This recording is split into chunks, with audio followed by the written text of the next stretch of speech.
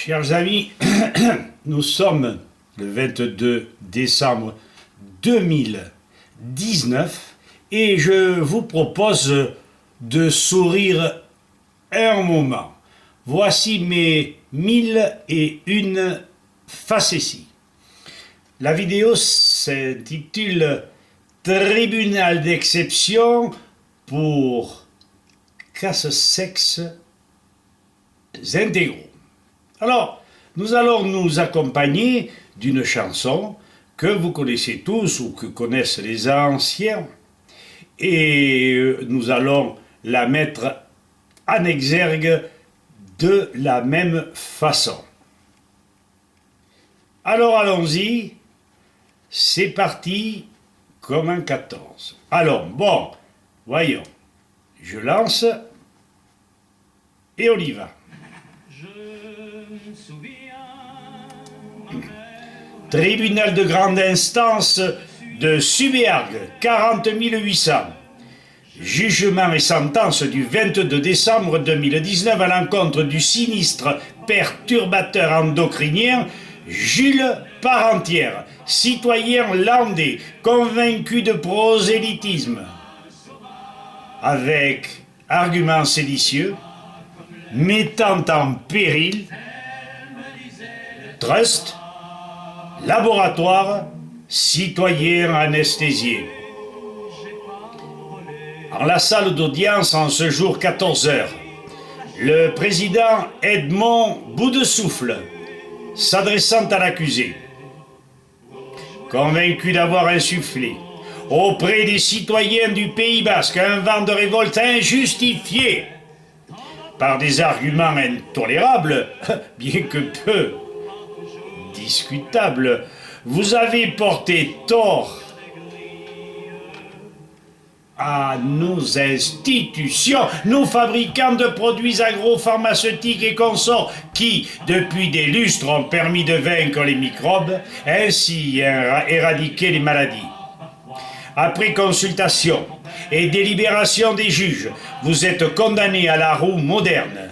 2 mois de vélo sans selle et escalade chaque jour du Tourmalet. Auriez-vous quelques déclarations à formuler, accusé?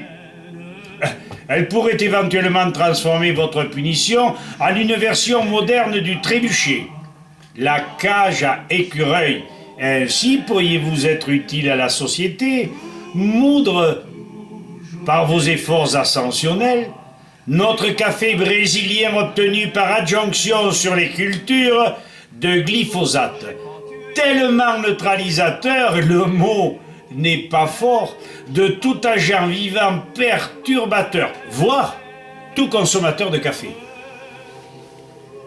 Le détenu se lève et déclare: Monsieur le Président, Madame, Monsieur, Assemblée, je vous remercie 1000 fois de me céder la parole. Vous n'allez pas être déçus. Vous tous ne savez pas ou peu que depuis le 1er janvier 2017, par le décret de l'Espagnol Valls, du 5 décembre 2016, que vient-il faire en France?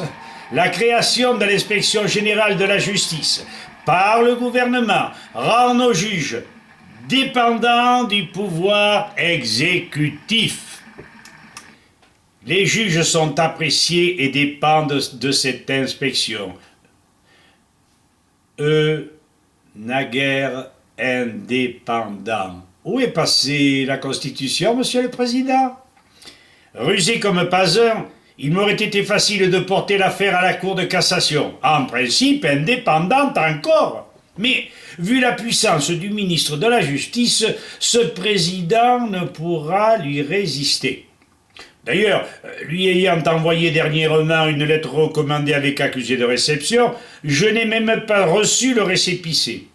J'abandonne donc cette possibilité. Je n'ai pas envie que l'on augmente ma peine. J'ai trop les fesses fragiles. La peine pouvant être commutée en travaux forcés de vaisselle à l'Élysée, vous comprenez bien que j'hésite.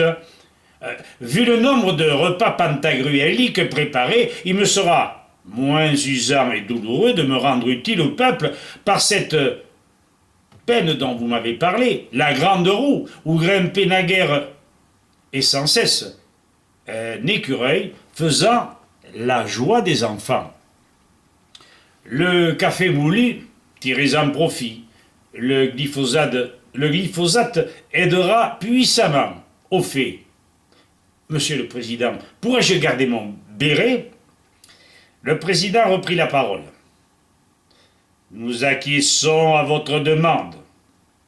Nous autorisons le bourreau, durant votre peine, à ce que vous puissiez prendre aux pauses, non pas du café, mais bien des jus de fruits et légumes bio et frais pour développer votre endurance. Le forçat écoutera en permanence la chanson du galérien. Les débats étaient clos. Le condamné souriait. La pêche l'habitait. Il voyait a posteriori la putain de gueule du président après son café au glyphosate de Monsanto. Voilà les enfants, c'est terminé. Il y a bien quelques cagades, mais bon, dans l'ensemble, vous avez esquissé un petit sourire de contentement, non? Allez, diffusez, bon Dieu. Au revoir.